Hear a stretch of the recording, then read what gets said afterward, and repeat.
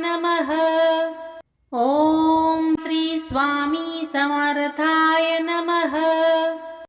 ओम श्री स्वामी समर्थाय नमः. ओम श्री स्वामी समर्थाय नमः. ओम श्री स्वामी समर्थाय नमः.